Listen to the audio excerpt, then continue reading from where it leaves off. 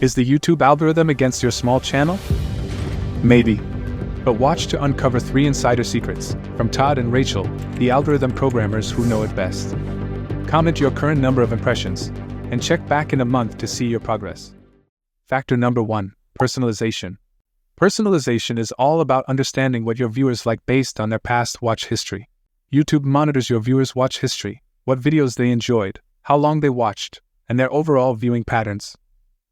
To leverage this, you need to deeply understand your audience, what keeps them watching, and what doesn't resonate with them. Factor number 2, performance.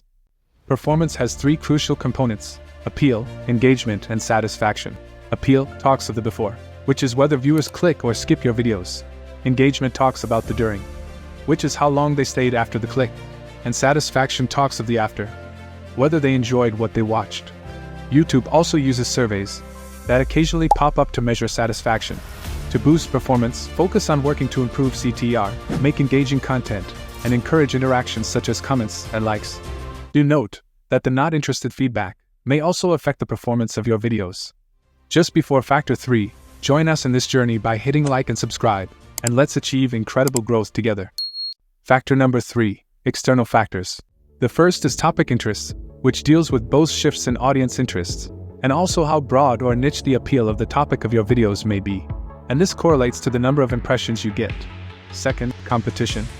Don't solely analyze your video's performance with your previous videos, as the algorithm ranks your videos relative to other videos a viewer may watch. You can use vidIQ to check similar videos of competitors. And finally, seasonality, which involves both periods that people may or may not be active on YouTube, and topics that trend at different periods of time. Focus on the timing of your videos, as it is a very big factor for going viral. Plus, you can analyze outlier videos from similar channels and recreate the idea, adding your own personal twist to it. And also, still do a bit of SEO, so even if your videos are no longer getting recommended, you can still bring viewers from search.